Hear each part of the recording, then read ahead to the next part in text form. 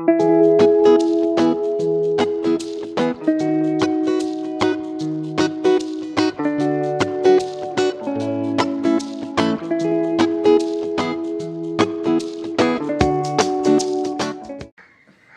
ഉണ്ടാക്കാൻ പോകുന്നത് പഴംപൊരിയാണ് കേട്ടോ. പഴംപൊരിക്ക് ഞാൻ ഒരു പഴം എടുത്തിട്ടുള്ളൂ. അതുപോലെ തന്നെ 1/2 കപ്പ് മൈദ എടുത്തിട്ടുണ്ട്. അത് നമുക്ക് ചേർക്കാം. ഇതിലേക്ക് 1/4 ടീസ്പൂൺ പൊടിയുപ്പ് ചേർക്കുന്നുണ്ട് കേട്ടോ. ഇതിലേക്ക് 1 ടീസ്പൂൺ പഞ്ചസാര ചേർക്കുന്നുണ്ട്. 1/2 കപ്പ് വെള്ളം ചേർത്ത് കൊടുക്കുന്നുണ്ട് കേട്ടോ. ഇതിലേക്ക് ഞാൻ 1/2 കപ്പ് വെള്ളം ചേർത്തു. ഇനി നമുക്ക് നന്നായിട്ടൊന്ന് മിക്സ് ചെയ്ത് കൊടുക്കാം. ഇനി ഇതിലേക്ക് 1/4 ടീസ്പൂൺ മഞ്ഞൾപ്പൊടി കൂടി ചേർക്കാം കേട്ടോ.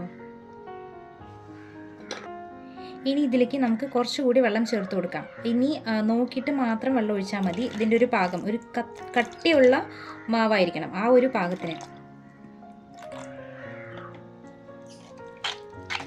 ഇതുണ്ടോ, ഇനി തരികളില്ലാണ്ട് നമുക്ക് നന്നായിട്ടൊന്ന് മിക്സ് ചെയ്യണം കേട്ടോ. വെള്ളം കൂടി പോകരുത്. അഥവാ കൂടി പോവുകയാണെങ്കിൽ നിങ്ങൾ അതിനനുസരിച്ചിട്ട് മൈദമാവ് ചേർക്കേണ്ടി വരും. ശരിക്കും 1/2 കപ്പ് ആദ്യം ചേർക്കുക. അതിനുശേഷം 1-2 ടേബിൾ സ്പൂണാണ് എനിക്കിതിലേക്ക് ആവശ്യം വന്നിട്ടുള്ളൂ വെള്ളം. അപ്പോൾ നിങ്ങളത് 1/2 കപ്പ് ആദ്യം ഒഴിക്കുക. അതിന് ശേഷം പാകത്തിന് നോക്കിയതിന് ശേഷം മാത്രം ഒഴിക്കുക. ഇതിലേക്ക് സോഡാപ്പൊടി ചേർക്കുന്നുണ്ട് കേട്ടോ. ഇത് 1/4 ടീസ്പൂണിൻ്റെ സ്പൂണാണ്. അപ്പോൾ ഇതിൽ ഒരു 1/4 ഭാഗം തന്നെ ഞാൻ ഇതിൽ ചേർക്കുന്നുള്ളൂ. അത്രയും മതി, ഒരു പിഞ്ച് അത്രയും ചേർത്തിട്ട് നന്നായിട്ട് ഒന്നുകൂടി മിക്സ് ചെയ്യാം. ഇനി നമുക്കിതിനെ ഒരു 10 മിനിറ്റ് റെസ്റ്റ് ചെയ്യാൻ വയ്ക്കാം കേട്ടോ. ഓക്കെ, ഞാൻ ഇതിലൂടെ ഒരു പഴമാണ് എടുത്തിരിക്കുന്നത്. ഇനി നമുക്കിതിനെ ഒന്ന് നൈസായിട്ട് അരിഞ്ഞെടുക്കാം.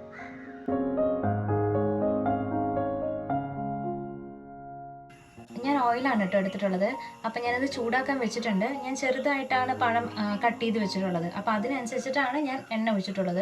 നിങ്ങളുടെ കയ്യിൽ എത്ര വലിയ പഴമാണോ നിങ്ങൾ ഫുള്ളായിട്ടാണ് കട്ട് ചെയ്തെടുക്കുന്നുണ്ടെങ്കിൽ അതിനനുസരിച്ചിട്ട് എണ്ണ ഒഴിക്കണം കേട്ടോ.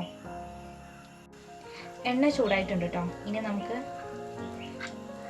ഇത് എണ്ണയിലൊന്ന് മുക്കിയിട്ടിടാം.